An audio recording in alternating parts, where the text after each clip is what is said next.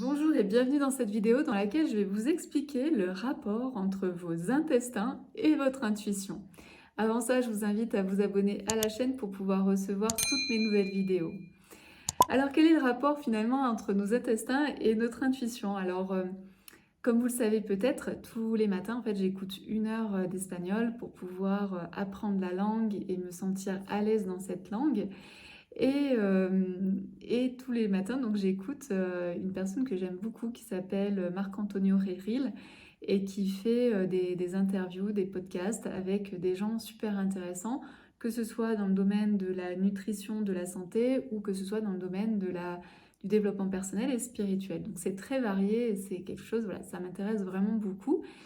Et donc la dernière fois, j'ai écouté une de ces interviews, de ces podcasts, et il parlait en fait avec un médecin qui est spécialisé dans la flore intestinale, mais aussi dans tout ce qui est observation de l'être humain dans son ensemble, la santé dans son ensemble de manière holistique. Et, euh, et cette médecin, elle expliquait que finalement, les recherches dans le domaine des intestins avaient énormément évolué en quelques années. Et ils ont découvert il n'y a pas si longtemps que ça, que finalement, dans nos intestins, en fait, on a des capteurs de l'intuition. Donc, ils se sont aperçus que plus on a une flore intestinale qui est riche, et plus on a ces capteurs de l'intuition qui fonctionnent bien et qui envoient des informations au niveau de notre cerveau. Je ne sais pas si vous vous souvenez, il y a quelques années, il y avait un livre qui était sorti qui disait Nos intestins, notre deuxième cerveau.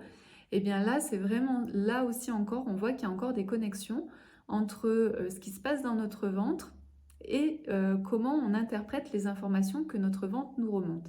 Et ici, donc, ce qu'ils ont découvert, c'est qu'au niveau de nos intestins, on a des capteurs d'intuition, et dès qu'en fait il y a des capteurs d'intuition qui fonctionnent bien, ça remonte, l'information remonte à notre cerveau, et donc on est capable ensuite de l'interpréter. Donc, bien sûr, ce qu'elle expliquait, c'est que pour avoir une flore intestinale riche, eh bien, c'est tout simplement avoir une alimentation qui est saine, une vie saine. Donc, déjà des aliments qui sont variés, qui sont non transformés, qui sont bio. Et puis ensuite, elle disait, bien sûr, c'est d'avoir une vie saine avec faire du sport, avoir des pensées qui sont optimistes et qui sont joyeuses, etc., etc. Je vous apprends rien là-dessus. Mais en tout cas, ce qui était vraiment intéressant, c'était de se dire, effectivement, quand je ressens quelque chose qui est bon pour moi, vers là où je dois aller, en fait, on le ressent dans le cœur, mais aussi dans le ventre.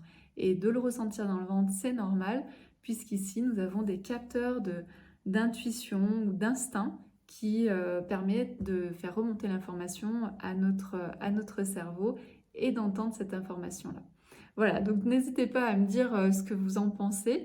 Est-ce que vous êtes aperçu peut-être que quand vous avez une alimentation qui est un peu déséquilibrée dans certains moments de votre vie, vous êtes aperçu que vous aviez plus de mal à entendre votre intuition, à être plus connecté à votre corps, et que par contre, quand vous preniez soin de votre corps, que ce soit par l'alimentation, le sport, une bonne hygiène de vie, en dormant correctement, etc., vous étiez aperçu que vous aviez beaucoup plus d'ouverture et de compréhension de ce qui se passait autour de vous et d'avoir de la clairvoyance, clairaudience, clair ressenti ou tout simplement de l'intuition. Donc n'hésitez pas à me partager si vous avez déjà pu observer ce genre de choses chez vous.